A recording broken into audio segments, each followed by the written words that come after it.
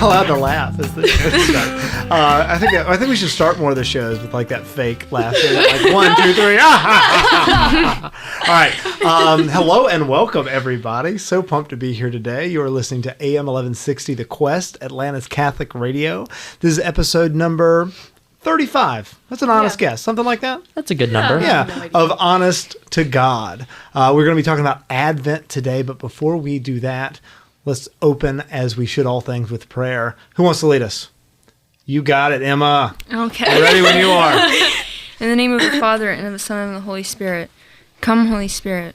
Come, Holy Spirit. Lord, you are good. To know you and to love you is the true joy of life. Fill this room with your presence and your love, and prepare our hearts for your coming in this Advent season, and prepare our hearts and minds as we discuss your coming in the Advent season.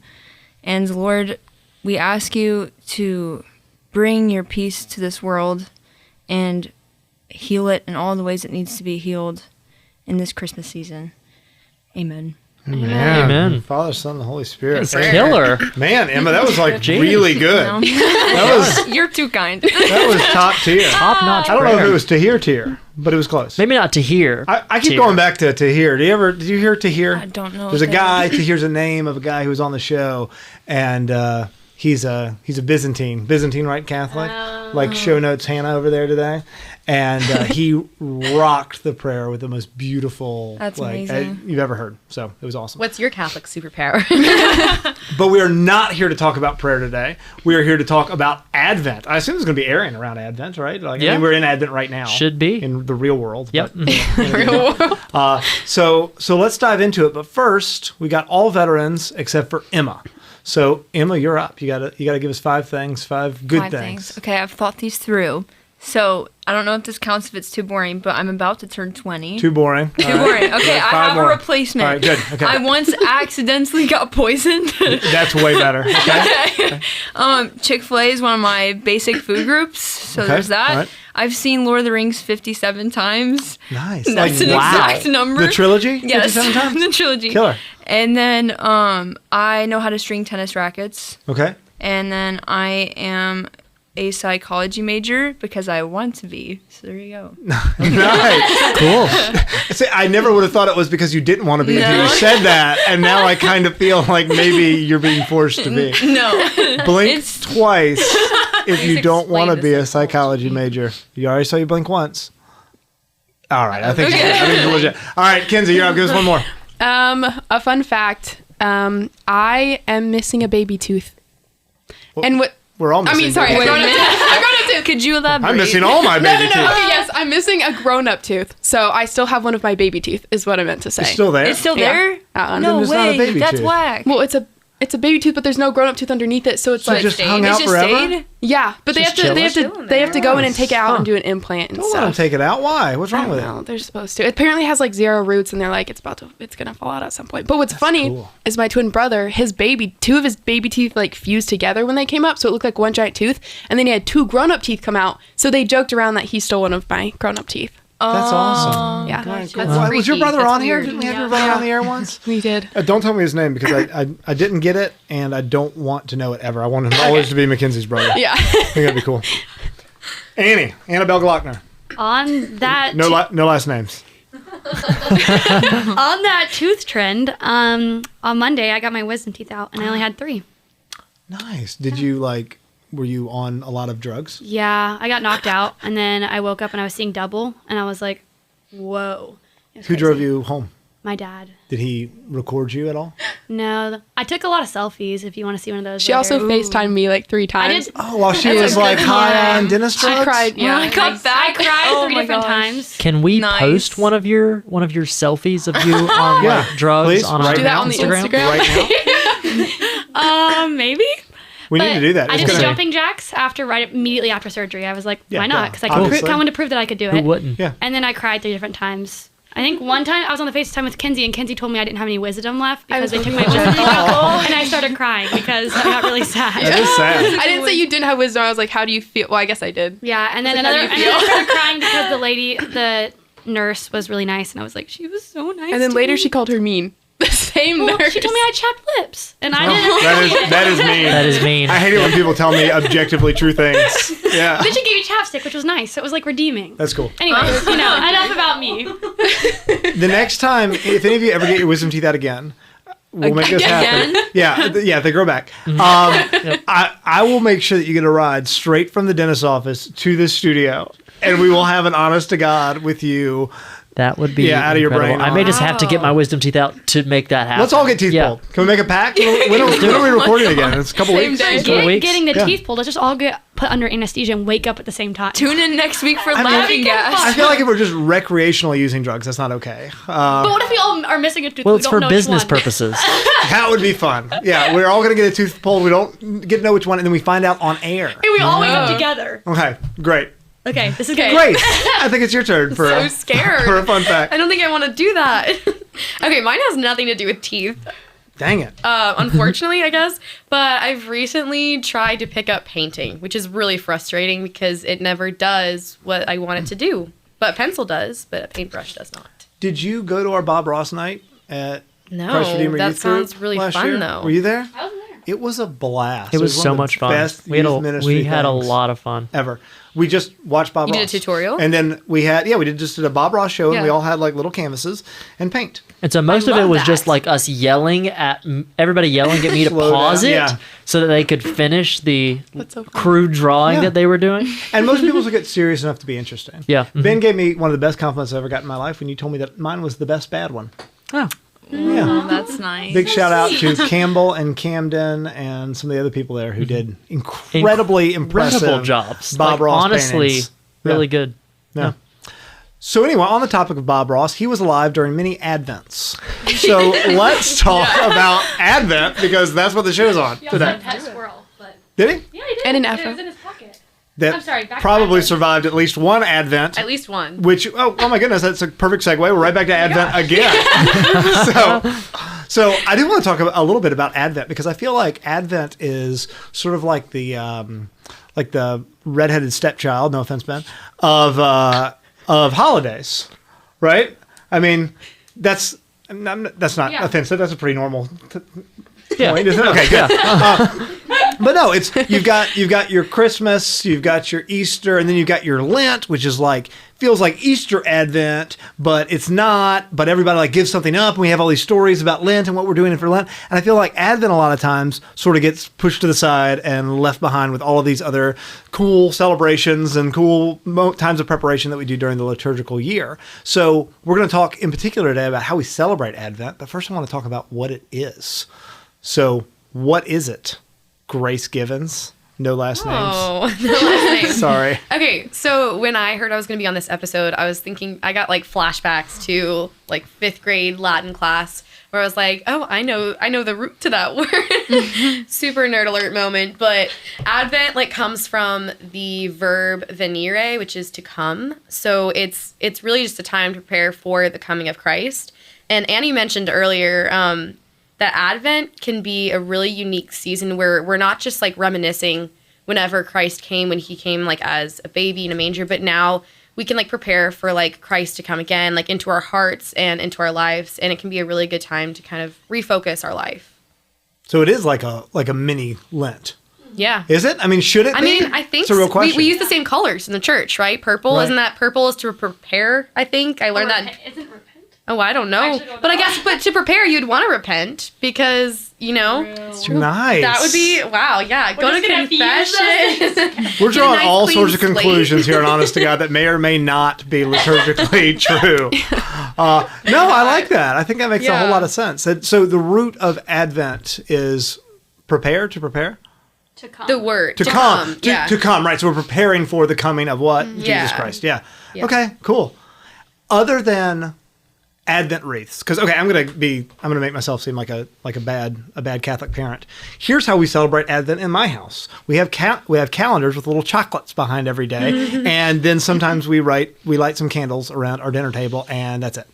So I would love to hear about Advent traditions that you guys might have, or your experiences with Advent, or what you have done, because I see, especially as my kids get older, I'm seeing all of these opportunities to teach them about the faith that I wasn't catechized that well when I was younger, and so I don't really have any idea how to catechize my kids. So I'm always looking at ways to bring that in for them, and I'm not very creative. So I don't know. Do you guys have any cool stories, cool Advent traditions, anything like that?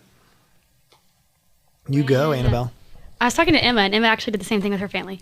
But before Advent, or during Advent, leading up to Christmas, we would make like the chain. We would connect papers and make it into a chain, and every day you rip one off, and it just counts down the days till Christmas. But we would write something that we were thankful for on each one, and that was cool. then it was fun because like right at the end of the night we would do our Advent wreath, and then we'd be like, oh, we get to rip the chain, and it was so exciting. And it coincides really well with Thanksgiving. It does because you're thanks. Not to derail the Advent discussion, but I went up to my in-laws for Thanksgiving this year, and we were going around the table doing the things that we're thankful for thing, which is great. But it's interesting, I think, that it's called Thanksgiving, and we're just like saying things that we're thankful for as opposed to giving thanks. I think I don't know. That's just an idea that I've been chewing on, but I think there needs to be more of that, right? I'm giving thanks to God for my family, for these things that I've got going on. I'm not just like, man, I'm sure happy about all this cool stuff. Man, I'm sure happy about this. It's not just patting yourself on the back, but it should be like, I'm giving thanks to God, which ties in awesome to Advent. We need to merge them like Power Rangers into a big megazord of liturgically correct celebrations. Yep. I dig it. All right. What else? What other Advent traditions? Yeah. There is another kind of craft-based one where you can have your kids make a manger, and you get strips of yellow paper, and every time they do a good deed, you put a piece of the yellow paper into the hay or into the manger as if it's a piece of hay. So like you're preparing like a cushion for Jesus as a baby. That's with all your awesome. good deeds. That is so there's that sweet. one. Cool. There's a bulletin board up at my school right now, and I assume that's what they're doing. They're little yellow strips of paper, and they keep writing things on them and then stapling them to the bulletin board, making like a softer and more better prepared manger for Christ when he comes. That's awesome. That reminds me of like, okay, so just the other day in church, I was thinking about it, and I was like, I really want to make this Advent meaningful, because I completely agree with what you were saying. It gets forgotten, or kind of just like, oh, it's just like one of those seasons you don't really give a lot of thought to necessarily. Well, it just feels like a countdown to Christmas. Yeah. It just feels like all I'm doing is counting down. Oh my gosh, one more week. Yeah. Oh, another candle's lit at Mass. Yeah. But like more so than just counting down, we can take it as an opportunity to grow in a lot of different ways, either to like give thanks to God for things that you have, or to also push yourself to grow spiritually. And I mean, there's so many different ways you can do that. There's all these like challenges. I always laugh because it seems like they're making new ones like every year, but they're like, there's Nineveh 90, Fiat 90, Exodus 90, really any kind of biblical word, and then the number 90 after it, and it's like a whole program. Nebuchadnezzar 90. Patenting that right now. Exactly. I don't know what we would do. That's the honest to God challenge. Yeah. No, you're right. Keep going. Sorry, what was that? That's what I was going to say. They have like all these different challenges so you can push yourself in different ways and offer it up to the Lord and try and grow in that way. And I think that would be a really cool thing to do for Advent, because it can help you actually prepare, not just count down, but like get ready for actively. Well, I want to come back to traditions in a little bit, but traditions aside, right? Because we don't talk about Lent traditions as much, right? I mean, we do things, right? We don't eat meat on Fridays, and you take on these sacrifices, or you add something to help you grow in your spiritual life. But in terms of preparing, because when I say preparing is not putting a calendar on your wall and marking off days. It's not pulling chocolate from a little box. What should we be doing to prepare? Because preparing for the coming of Jesus as a baby, right, is something very different than preparing for Christ's passion, death, and resurrection.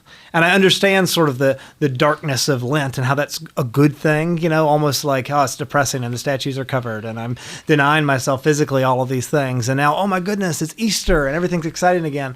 But I feel like, and I don't have any thoughts on this, I want to know what you guys think, but it feels like we should be preparing similarly but differently for Christmas with Advent. What does that look like, or what should it look like? Mackenzie. That's really interesting. I haven't really thought about it like that. As opposed to like different than Lent, I guess it's like the whole, like, yeah, kind of like you were saying, like the whole mindset I think is different, just because I guess Lent is kind of like this time of mourning. Right.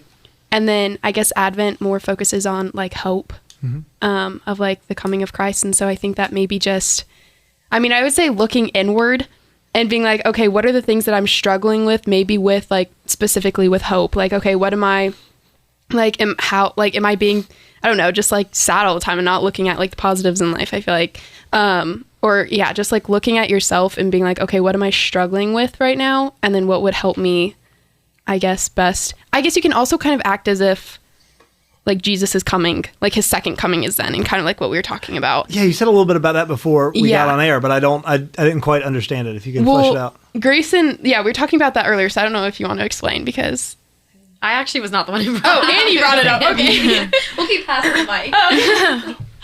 Well, because Advent, we're supposed to be preparing for the second coming of Christ, as well as like him coming and Christmas. But the second coming as like we think the rapture or like everything in Revelation. Right. And I think a lot of times we get really scared by that. I get scared. Like that sounds so scary. The end of the world. And I think about the Bible verse. It's like, you do not know the day nor the hour. The angels don't know. Like no one knows the day or the hour. But I mean, it's honestly a really good way to think about Advent because it recenters our, like we need to be recentering our life because Jesus could come right this second. He could come tomorrow. He could, like we have to always be ready. And I think something I've been thinking about a lot this Advent is just like utilizing the sacraments. Because if Jesus is coming tomorrow or in an hour or this second, like I want my soul to be right. So like confession, I think needs to be really prioritized during the season of Advent. And it's just a good reminder that the second coming, is coming. So I think as Catholics, we underemphasize the second coming of Jesus, right? I grew up and I dated this Baptist girl for a while, and so I went to this Baptist church for a while, right? I wasn't super religious as a young man. And their preacher was awesome, man. Lots of fire and brimstone. I like that. I need some of that. And I think they overemphasized it, right? Because it was always, it's right around the corner and it's coming and you're all the rapture's going to be here tomorrow and all of these things that were happening all the time. And so I really pushed away from that. But as Catholics, I feel like we underemphasize it in a big way. And it's almost like we get comfortable in these very good traditions and these very good, like, sort of rules and established everything that we have. And it's so comfortable that we forget, about passages about like, hey, no, but the world's going to end and Jesus Christ is going to come back all of a sudden and you need to be ready. I just think we should do that. So I'm petitioning that we make Advent more like that, and all of our Advent celebrations involve images from the book of Revelation. Dragons and fire and battles. It looks like a Ronnie Dio album cover. You guys don't know who that is. Okay. Spray painted van with like a wizard and like a big green dragon. So anyway, but let's get more into what you said about the sacraments in particular, because I heard a really good homily on Sunday about, and I think you hear these a lot, right? The call for, Christmas is coming. This is a time of preparedness. Let's go to confession and do these things, right? I feel like we emphasize that more in Lent, but I want to talk about what you said, away from just like go to confession and go to Mass. We all know that. How should we be utilizing the sacraments? How can we do this to better prepare ourselves for the coming of Jesus Christ? Because like you said, if we're preparing not just for Christmas, but for the second coming of Jesus, I don't know, what does that look like? How do I do that? Sorry I keep throwing this back on you guys, but I'm interested. You go, girl. Okay. So I think besides, I mean, you said like taking out confession and Mass, I feel like those are kind of like no-brainers. If I'm trying to grow in holiness, I should be frequenting. And that's what I mean, by the way. I'm not saying, forget about confession or Mass. Let's talk about the big sacrament. No, that's not what I meant. Yeah. No, obviously those are critical. But besides those, I mean, we have adoration and even just beyond sacraments, there are so many things, traditions and prayer services and things that are, brought up by our churches, whether there's, well, I guess this does go back to confession, but there's like penance services or maybe there's a rosary group or, I don't know, nocturnal adoration. Oh, those are always so powerful. But yeah, adoration is one of the biggest ones, I think personally, that helps me grow, is just like just to go and like have a one-on-one conversation with Christ, and not necessarily hearing things back all the time, but to go and just like talk with him and just really try and focus on recentering my life around him. Well, it feels like during Lent, a lot more of that self-denial and everything that comes with Lent seems to be more appropriate. Like you said, it's sort of this mourning. I think of, sackcloth and ashes and all of that. And I feel like almost on the opposite end of that is Advent, where you're preparing for this Jesus Christ to come into the world for the first time. And it seems to call out less for sort of self-flagellation and just feeling down, and more for I'm taking on all these spiritual fruits right now. I need to be building up and preparing because the king is going to be here soon, and I have to make sure that I'm ready when he gets here. And you think about the wise men, right? You think about them bringing gifts and what can we bring to Jesus, and that's an activity we do at school with the little guys, right? Is what's your gift for Jesus? And then some smart aleck little 7-year-old is like, why does Jesus need gold? It's like he doesn't. It's symbolic. But what we say is like, no, your gifts to Jesus are like your acts of charity and how, what are you doing for him? And that makes him happy. And I want to make sure that we don't pass off those things as kid stuff, because it's not, right? Like, what are you doing for Jesus? That's a really good question that you're never too old to ask yourself. Because that 7-year-old's right. He doesn't need gold. Right? What he needs is what he wants. He doesn't need, but what he wants is us to give more of ourselves to him. So, yeah. Do you want to talk about Jesse trees? Shall I do this growing up? I love doing the Jesse tree. Producer Ben seemed really excited about Jesse. I haven't done a Jesse tree since I was a little kid. I remember there was a 3-year period where my mom made us do the Jesse tree every year. Tell us all about your Jesse tree, because I've just been introduced to this concept recently. Really? I understand what it is, Yeah. but how it is a thing that you make. You should explain it for Yeah, people explain that it. don't know. Like Annie, who has It's- no idea. No, I totally know what it is. What? I just don't know if you know. It's been a while since we've done one, but as I remember it, it's just a basically an arts and crafts project you can do with your kids, where you and we take the markers and do leaf embeds. You can put a leaf under a piece of paper and rub a marker on it, makes it look like a leaf. Right. So we design this really pretty tree, and then there are Bible verses that go through as you go through the weeks, and 2 or 3 a week. And there are all these services you can find online that will guide you and your family through this process. But it's taking these different moments throughout Jesus's life and throughout moments before Jesus's life that kind of elevate the importance of the day in the end. What's really cool about the Jesse tree is it goes to the lineage. Yeah. That it tracks the lineage of Jesus Christ. Right. So you From start Adam, with This is Adam, male gene. and then you'll hit Noah, and you hit David, and Abraham, all of them, and it tracks the Bible verses, and it also talks about the prophecies before Jesus Christ. I want to celebrate Advent by making my children memorize the genealogy of Jesus from both sides. You know that the dreaded gospel reading that they do every single year when it's and the Nepham begat whatever for 45 So the minutes. priest gets up Oh there and no, he's it's the names. And then every now and then there's and then Stanley, and they're Stanley, that was one, yeah, and then it goes back to Habadush, and I'm not making fun of. This is the lineage highlights, though.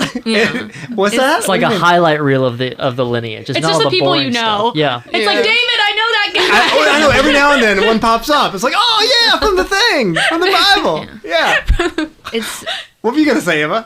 we did the Jesse tree too. We had the it was a Velcro, and you put different ornaments on the tree, but it's each story or the genealogy of Christ through the men in his family was a different ornament. And I think that's really cool, because with that there's reflections in all these stories of his genealogy of the life of Christ, and it just kind of shows that Jesus always was and always will be, and it reflects forward as his coming, and it brings back that hope, how the hope was always there before his first coming, and it's always going to be there for his second coming. And it kind of can recenter the family's mind towards that, but also it's there's something in it for everybody, because it's the stories, which is God's a big fan of stories. So Yeah, I never did any of that. It was interesting seeing when my wife and I got married, seeing sort of us both bring these things together, and she would come up with all of this. She would come in with all of these things that she did growing up in a Catholic household where they would, like, did all the things, all of them. And so much of it after we got married, I was like, do we really have to dress up and pretend like we're the wise men? Do we really have to do this and do that? And I thought it was like so cheesy. And the older I get, the more I'm like, no, that's cool. Like, that's really cool. I might have said this on a previous episode, but I said this on a show, a different show a while back. The older I get, the more I realize that a lot of those activities, right, that I consider cheesy, I realize that cheesy really means wholesome, which is good, right? It cheesy usually just actually means it's really, really good, and I'm bogged down with cynicism and all this crap from living in the modern world that I've started to, I've bought into this idea that things that are wholesome are actually like kind of hokey. They're not. They're amazing. They're wonderful. Yeah. I want to give a pitch real quick, unrelated rabbit hole, about cheesy being wholesome being good. Have any of y'all ever gone to Catholic Family Land? No, but I've heard Okay. about it. Show notes up, Catholic Family Land. No, write that down. You have to. Don't shake your head, you microphone-less. Write it down. Catholic Family Land up in Ohio is the campiest, cheesiest, most wonderful, beautiful place I've ever been. And I go every summer with my kids. So anyway, you need to check They it are out. the sponsor of this. This episode of Honest God is brought to you by Catholic Family Land in Ohio. Cheesy is actually wholesome, which is good. Catholic Family Land. We are about to take a break, but before we do, Janice Givens handed me this book. It's 101 holiday jokes, and it's written for like, I don't know, what age would you say? Oh, maybe 5. Maybe. It's cheesy. Speaking, they are very cheesy. It's a good segue. And now we're going to read. Pumped for this. Well, I want to read. Are we trying not to laugh or are we fake laughing? I think we're going to have to fake laugh for this one. I don't think we'll need any fake laughing for this. Okay. Yeah, no, I don't want, no, let's not manufacture anything. Let's just, I want just pure, unadulterated reaction. Okay. Okay. What's the best part about being a reindeer? What is it? I don't know. The frequent flyer miles. Terrible. So bad. All right, hold on. We're going to But break. it's not frequent because it's once a year. All right. That's what I'm saying. It's not very frequent. Practice. But they go That's like true. place. So it's They just All right. rack up a lot in one night. What did Mrs. Claus say about Rudolph? Somebody asked. Say what? What She did has Mrs. more, Claus she ask has about more Rudolph? red on him. No, she said, "Oh, he's such a deer." Oh, good. So good. All right, one more, and then break. No. One more. We're ending the show with these two. All right, that one doesn't even make sense. Hang on one second. All right, here we go. Shout out Santa's dying over Here there. we go. Emma, why did Santa cross the road? I don't know why. To deliver presents. No, really. Is that a joke? What's the punchline? No, that is these are all real jokes. That feels too informative this to book. be a Yeah. joke. And I'm sorry, Rebecca Magruder, if you're out there while we're laughing at your. But I think would be hilarious if I were 5 years old. She's the author of a book that I showed on the camera. I can use her. All right, It's an old credit. more of the hard-hitting stuff that you're here for, which is primarily 101 holiday jokes. Are you ready? No, we're doing this. All right. Hey, Annie, Yeah. what's worse than a horse caroler? I can't think of anything worse. A reindeer that's afraid of heights. So bad. All right, one more. I don't get that. Oh, I think it's horse like they can't sing, not horse like an animal. Yeah, come on. Horse animal. I was like, a horse caroler? That sounds bad. All right. Can it get worse? Mackenzie. We're doing this for the next half hour. Oh my gosh. We're not actually. We're going to That's get back to not it. But true. first, Mackenzie. Knock, knock. Who's there? Elf. Elf who? Elf me pick up this heavy present. God. All right, they're so bad. All right. We'll finish with those. I though, wish for if sure. instead of present, it just said some normal object like refrigerator. They have to be Christmas themed. That's the rule. Speaking of Christmas, can't get to Christmas without Advent. Boom. Did you see that segue? Whoa. Topic He's a that pro. We are on. Good segue. Absolutely. That reminds me, one thing that we forgot to touch on the last segment was how Advent and Christmas are 2 different liturgical seasons, like Awesome. within the Yes. church. We have Advent, like all this time leading up to prepare our hearts, prepare our homes for like the coming of Christ and Christmas and like even just refocusing our own life, like I've said a million times. But Christmas is a whole nother season where it's just a long feast, and that lasts until the Epiphany, which is January 6th. Yes. Is that right? Yeah. Okay, I was a little nervous about that. 12 days. 12 days, yeah. Shout out to Taylor Swift for her song where she mentions keeping the Christmas lights up till January, because as Catholics, we can too. Oh, yeah. Last Christmas, I gave you my heart. That's my only Taylor Swift Christmas song. Oh, She didn't. I thought that was Wham. yeah, she probably covered I get that. Taylor Swift and Wham confused all the time. Both got blonde, long hair. Yeah, it's basically the same thing.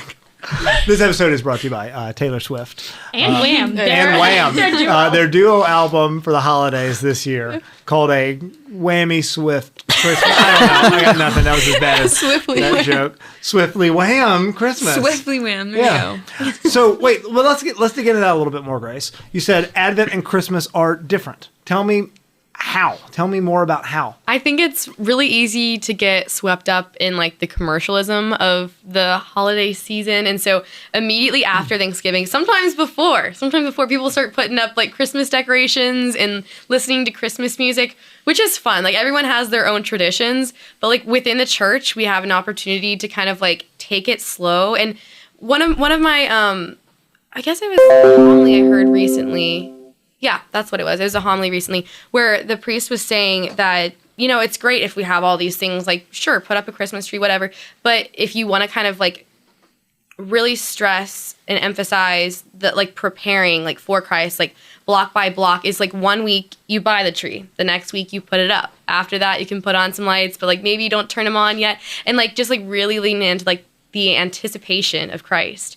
And it's just, then that tree will serve like as a reminder. And so there's obviously many ways you can do this, or even just incorporating like Christ-centered decorations within like the little Santa Claus and snowmen that you have on your mantle. Maybe put a nativity scene and things like that. Here's a question we were talking about off air, but I really want to hear Emma's response to it. Emma, when you're in college right now, right? Yes. So are you living on campus? I am. Okay. How do you celebrate Advent when you are no longer in your parents' house? Because so many, and this is speaking from my own life too, right? So many of the things that we do to celebrate Advent have to do with my children, right? It has to do with making my 10, 8, 6, and 4-year-old like happy, and there's lessons involved, and it's fun, and I'm trying to like make good memories so they can, talk about this with their kids one day and do the same kind of things. How do you do it when you're not married and don't have children and you don't live with mom and dad anymore? I think that without, having an Advent wreath or a Jesse tree or all these like more tangible traditions that you can do, I think focusing on your prayer life is a huge way that you can implement Advent into your life. And I think it goes a lot into what Kenzie mentioned before about the hope of Advent and like building that.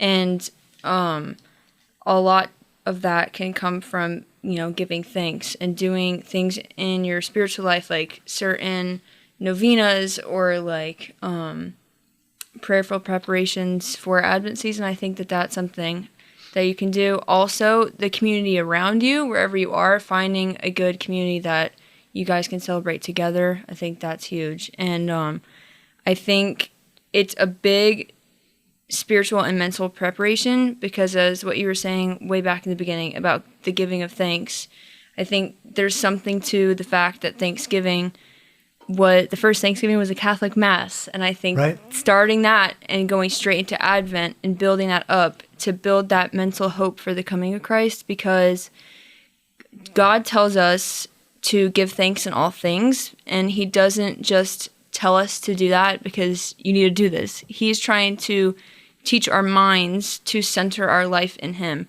because God should be the reality. And if you have this season of hope, Advent is that designated season of hope.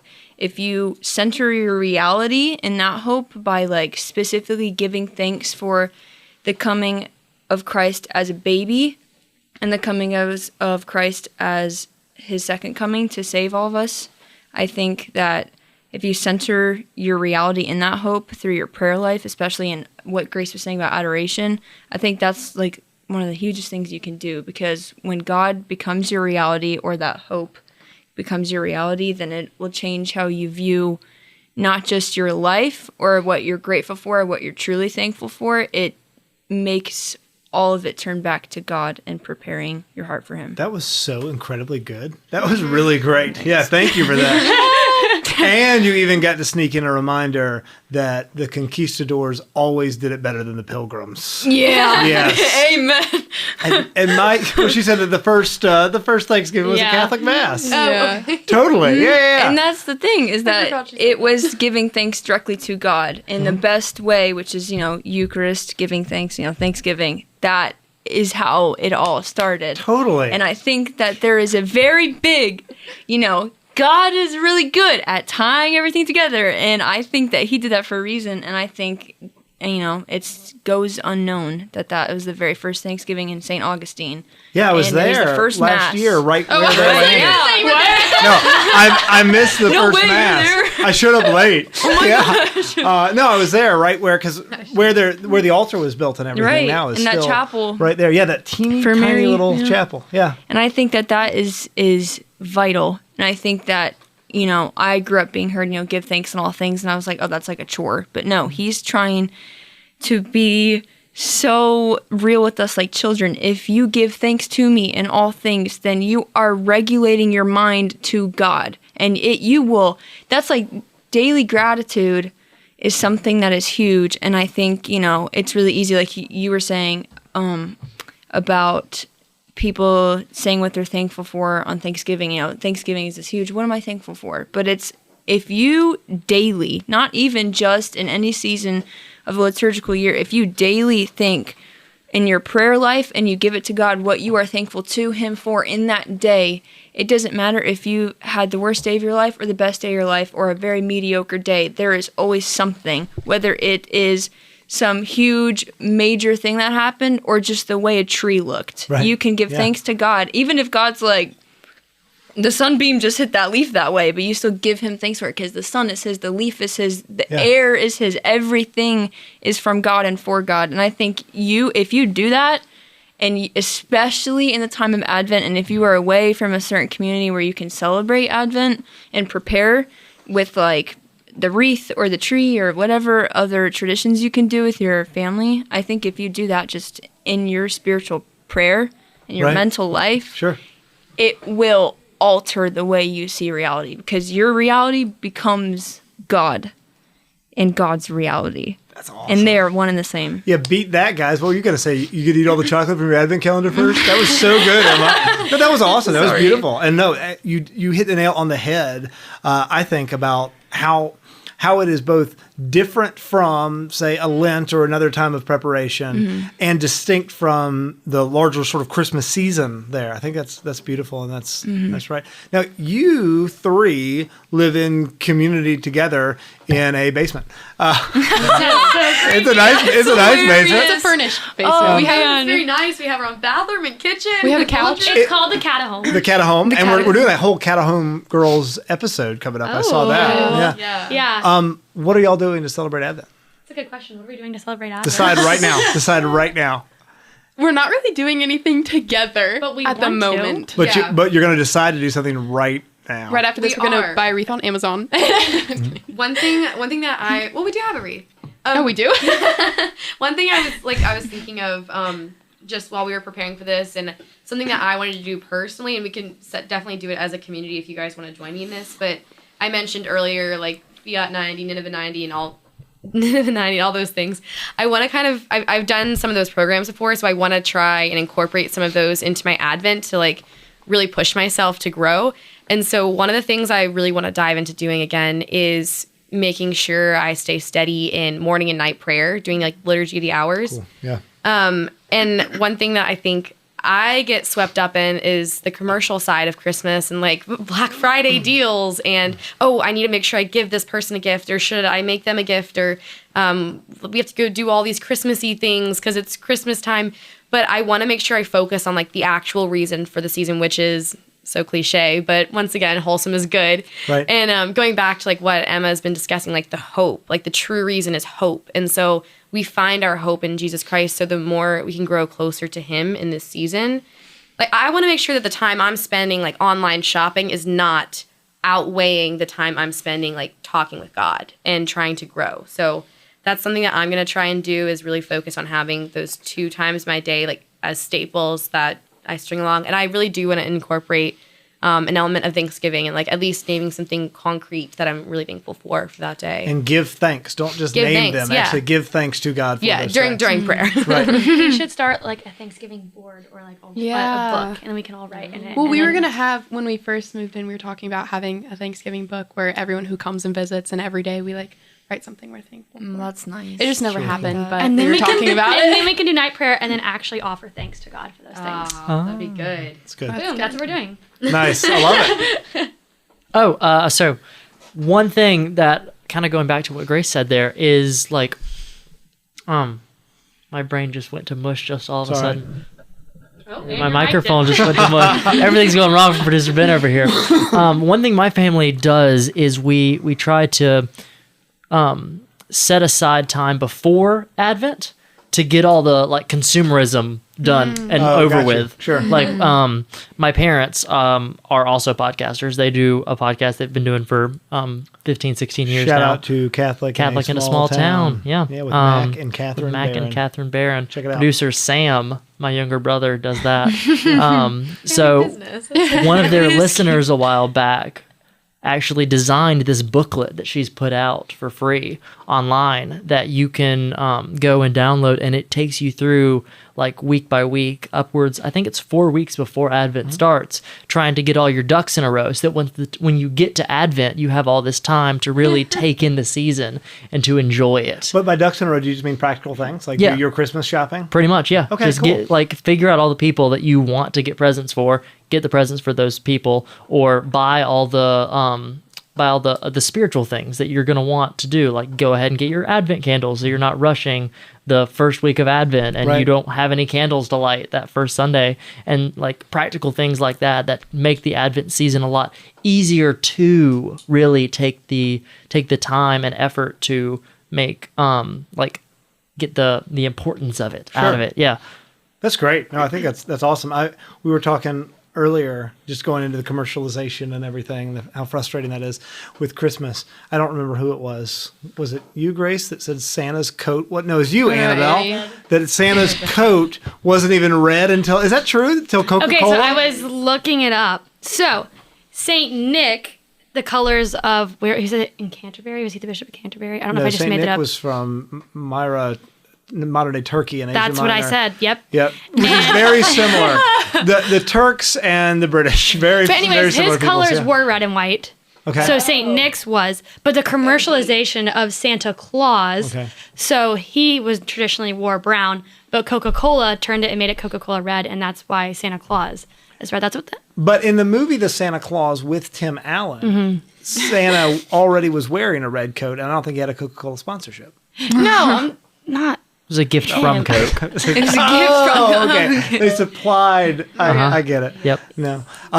Speaking of St. Nick's, though, that's a good segue into St. Nicholas Day, right? Yeah. Did y'all do that growing up? Yeah. We do that at Bosco, and I put out my size 13 cowboy boots and they never give me candy all the way to the top. All the kids get candy all the way to the top. Yeah, I had never heard about this until like We did it at youth group? 2 or 3 years ago. Didn't we do it at youth group? No. I think we did it at youth group at one time, Mary but did like that. You didn't grow up doing Saint all my childhood until I moved up here, I had never heard of like St. Nicholas Day or really knew who St. Nicholas was.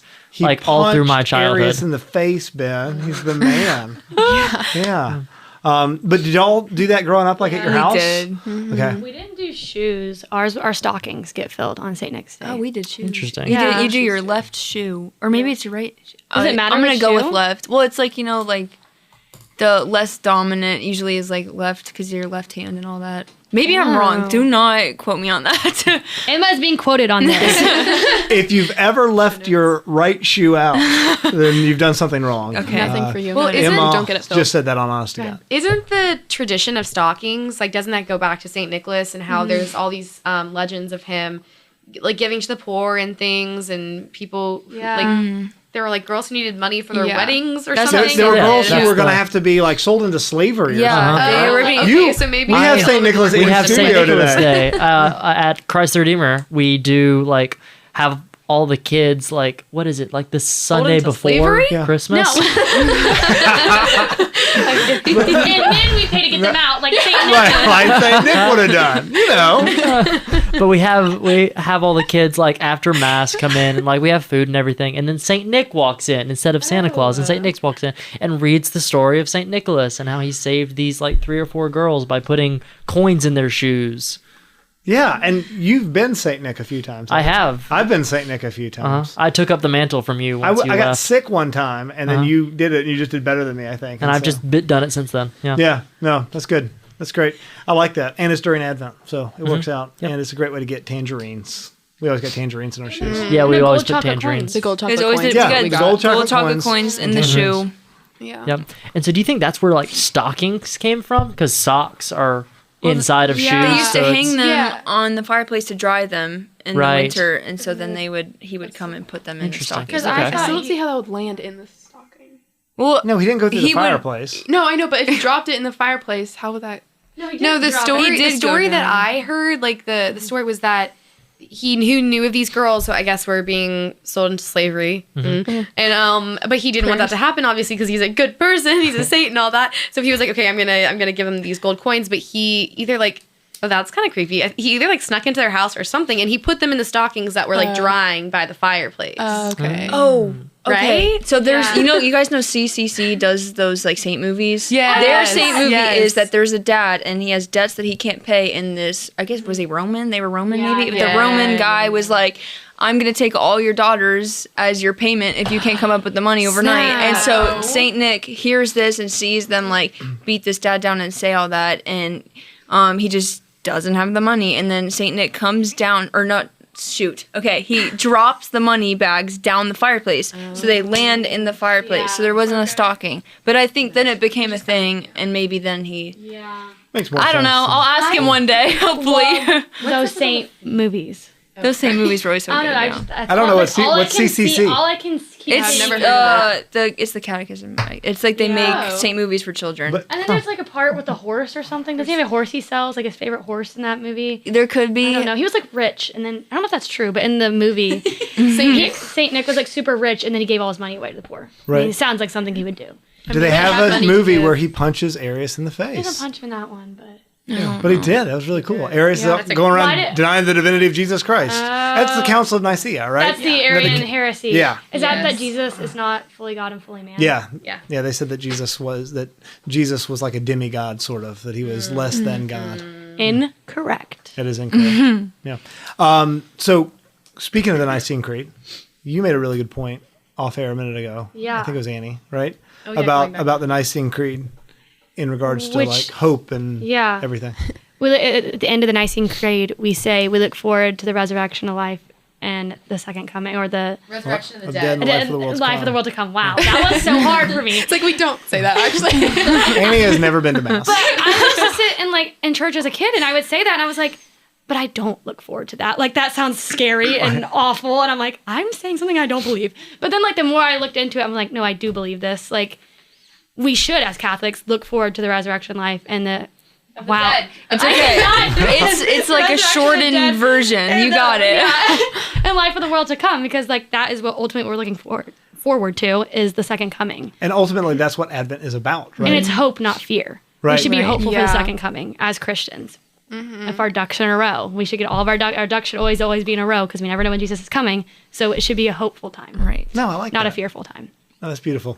That's good. I remember there's that song that goes, "You guard me from the foe, and you lead me in way everlasting." And for the longest time, when I was a kid, I thought the line was, "You guard me from the Pope," and I couldn't figure that out. Oh no. And it really weirded me out forever, for like a long time. That's why you don't believe that the Pope. No, I'm just kidding. What? That is not true. That is not true. I believe in the Pope. All that stuff. Big fan of the Pope. I mean, the office in general. It's good. And that was not a slight. claim on that. That was not a slight to any people living or deceased. No, I like that a lot. One point I want to make too, because I know that we are coming up on time, and this is just sort of a off the cuff thing, but it sounds ridiculous, like a lot of things that come out of my mouth, but I mean it. We were talking about Lent a lot earlier in the first half of the show. We need to normalize Lent music. I don't mean just like. Interesting. I'm not saying just like emo. Like I don't want to just like listen to Death Cab for Cutie the whole time during Lent or anything and just be sad. But I wish that that was a thing. You know how those. Do we have any?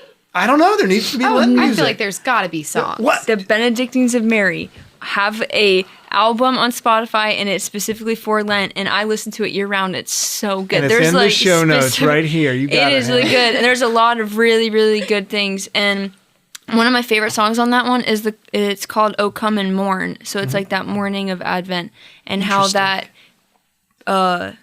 compares to Advent, where it's not the morning, it's like the rejoicing, right? Right. And that I think if everybody approached Advent and Lent the same with the tradition and like, you know, all that spiritual effort you put in, the preparation aspect of it, the Bible, so many times does God teach us and show us that there's a time for suffering, but there's also a time for joy. Right. He's a very good God, and yes, there's suffering, but there's also joy, and yes, there's mourning, but And there's dancing. joy in suffering, right? Yes. And that's a huge Redemptive part of our it. faith that we Exactly. we forget. We throw to the wayside a lot. Were we gonna say Yeah, Mackenzie? I was going to say, kind of talking back to hope and suffering, I feel like hope definitely helps in suffering because it kind of gives this mentality of like, okay, the present moment isn't everything, and that there's always like things that are coming. Like, I guess instant gratification, it kind of like pushes that aside, and it's like, okay, yes, you're suffering now, but you have this joyous time coming.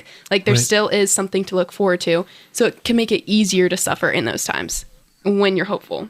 Yeah, totally. And there's so many beautiful stories, right, and of our faith, and that's something that I think is unique to Catholicism in a lot of ways, especially sort of an Americanized Christianity, right?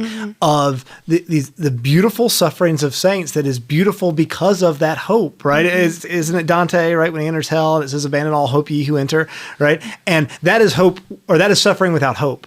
But that's not what we have. And because of that, there is joy in that suffering because we know how it ends, right? And like you said, we keep using the word ducks in a row, but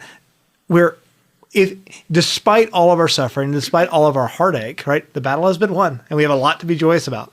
Right. And that's why we need Lent music. Right. And we have been in the end times ever since Christ Yep. came and left, and I think that it's a constant preparation. It's, keep your lantern lit, and you can do that with music. Exactly. And I think that really does bring in that hope because, yes, we are, Annie, thank you. We are looking forward to the resurrection of the dead and the life Life of of the the world world to come. Yes. because that moment when that comes, which we have been told none of us know and will never know, which maybe is comforting in some way, but it is the beginning of the rest of your life because our hearts were written into eternity to be with our Father. That is our entire point of existence, and our purpose of life on earth is to come to know and love God because he wanted it to be real, and you can have that now. Well, that's the thing. It's not just the beginning of the rest of your life. It's the beginning of the part of your life that you were actually created for. Right? Yeah. We were not created for this. Right? We were created for what's to come. Exactly. And that's why we look forward to it. All right, we are almost out of time. So everybody grab a card. Let's see. No, I don't like the popsicle. There's like 40 popsicle sticks in here. We pick the exact same ones every single time, and it drives me crazy. Every time. Yeah. It's weird. So everybody gets a card. This is You'll get a card, and what you'll is this? get a card. Loaded Questions Junior, and you are required to read it, even if it's a question about like Pick one, right? your favorite thing to do at recess. You still have to answer it. And while everybody's picking which one they want to do, I'm going to read us a holiday joke from 101 Holiday Jokes. All right, here we go. And I'm going to read this one to Jake. Not Jake. What's your name? Grace. If Frosty the Snowman married a vampire, what would they name their child? Oh, I know this one. Can I say it? No, just say I don't know what. Oh, Come on. I Have don't you ever know heard a what. joke before? Frostbite. Oh my You goodness. get it? Because the vampire and the tea, Frostbite. and he's cold like frost. All right, let's start with you, Emma, and go through our questions. Okay, what was your favorite thing to do on the playground? The Yeah. swings, man. The swings. swings. We would all corral at the door, and then they would say, "Okay, go," and you just book it with all your might to the swings because there was only so many, and we would run with all the might of our little legs. I had a to friend who get there. told me that one time he swung so high they went all the way over the top, and then he went back in time one day. And I believed that until I was way too old to still believe it. It's probably And 9. he didn't. I don't know for a fact. Yeah, I'm not What if trying it's to. just that one phenomenon and he's Could've just happened. like, no, it happened. And no one believes him. Poor guy. I know. Hilarious. Mackenzie. If you had to cover your bedroom with wallpaper displaying someone's face, who would it be? That's a great There question. is a right answer. Okay, this isn't a person. Interesting. I would do my dog's face because I feel like that's less creepy. That is less Yeah, creepy. that is Because like Yeah. valid. if you wake up in the middle of the night, you just see someone's face, like that's just creepy. But my dog, he's sweet and but, protective. but That is we're going less to change it a little creepy. bit. It has to be one person in this room. Who would it be? Somebody's fishing. face. Oh my goodness. You got to pick now. Oh, No, that doesn't count. That does not count. The crucifix does not count. Jesus is right here, right here, right here. No, neither. No, it has to be a human being physically present in this room right now. okay. Yes. Then I feel like I don't have reasonings for this, but I would just say Hannah probably. Oh, all right. Tell me why I would say Hannah I would as pick well. you, Ben. Thank you, John Henry. Yeah, man. I would Thank pick you. you as well. Thanks, buddy. All right, Annie, you're up. So there's an interesting question here, but I'm not gonna do that one because I'm scared. Read it. You should Great, read it. good. No, I'll thanks. read Yeah. it, but I don't know. There's no. No, it's Who is the one person you will probably not marry?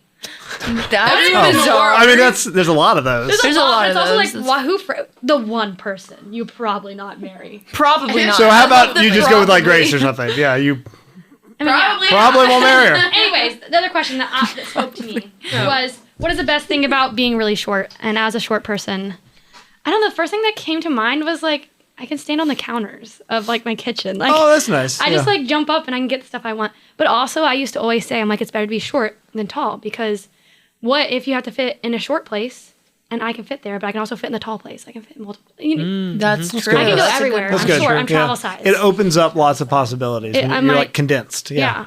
Okay, I like that. The travelability. Consolidated. That's good. Grace. Okay, so mine is, what did you dislike about PE class? And I think a shorter answer would be, what did I like about PE class? He's the best. I'm like overly competitive and underly qualified to do anything. I'm not coordinated unless we're playing Just Dance. So everything was so frustrating about PE. All right. Dig it. Yeah, I saw that firsthand. All Producer right. Ben? Let's see. There are. I like every single question. This doesn't happen a lot, but I like every single question. But I'm gonna answer the one that's like the most hot button to me. Okay. What's your least favorite noise? Oh, good. And mine. See, I hesitate to say this because as soon as I say it, people inevitably just do it. Is the Nobody little, do it. you know, like those 3D cards that you can buy that Oh, like and you scratch and you it. scratch it. It is like favorite too. it hurts me physically Yeah. to hear that Yes. noise. Oh, I hate it Yes, me too. so much. I know what love you're talking scratching about. those. I do too. I don't mind it either. I really hate the sound wet pool noodles make when they rub on each other. It really like shiver down my spine. Bad. I don't know that noise well enough to give a Let's opinion pull on it up real quick. Now, all right. What is something that always cheers you up? I have a 4-year-old daughter who is vicious, and she. And this Shout out sounds, to Mara. No, big shout out to Mara.